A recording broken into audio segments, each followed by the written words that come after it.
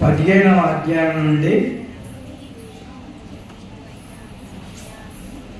7, 8, 9 శ్లోకాల గురించి చెప్పుకుందాం.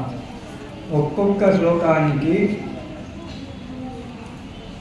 4 చరణాలుగా విభజించి ఒక్కొక్క చరణము 3 సార్లు, ఆ తర్వాత 2 చరణాలుగా విభజించి మొదటి లైను రెండవ లైను 3 సార్లు, ఆ తర్వాత పూర్తి శ్లోకము 3 సార్లు చెప్పుకుందాం. ఇప్పుడు 7వ శ్లోకము.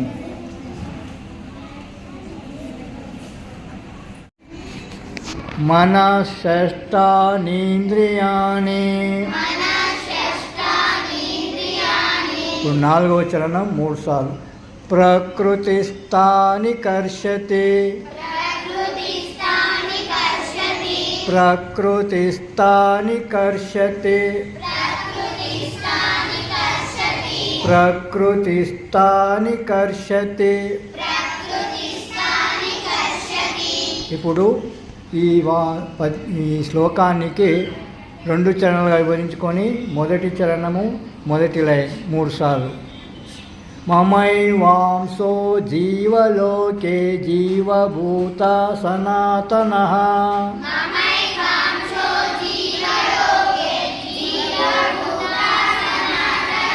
మమైవాంసో జీవలోకే జీవభూత సనాతనః.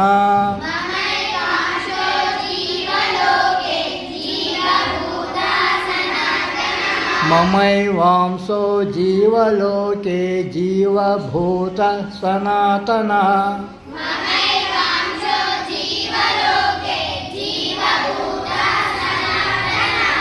ఇప్పుడు 2వ చరణం 3 సార్లు, 2వ లైన్.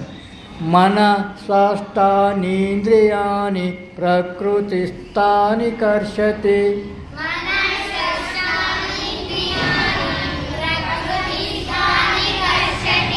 మనశ్శేష్టానీంద్రియాణి ప్రకృతిస్థాని కర్షతి.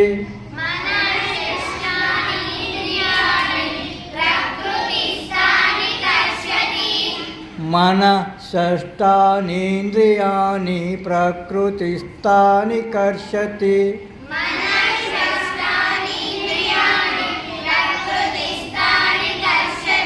ఇప్పుడు పూర్తి శ్లోకము 3 సార్లు చెప్పుకుందామా.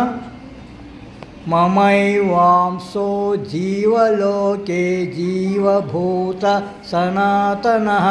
మనశ్శేష్టానీంద్రియాణి ప్రకృతిస్థాని కర్షతి. మమైవాంసో జీవలోకే జీవభూత సనాతనః. మనశ్శేష్టానీంద్రియాణి ప్రకృతిస్థాని కర్షతి. మమైవాంసో జీవలోకే జీవభూత సనాతనః. మనశ్శేష్టానీంద్రియాణి ప్రకృతిస్థాని కర్షతి.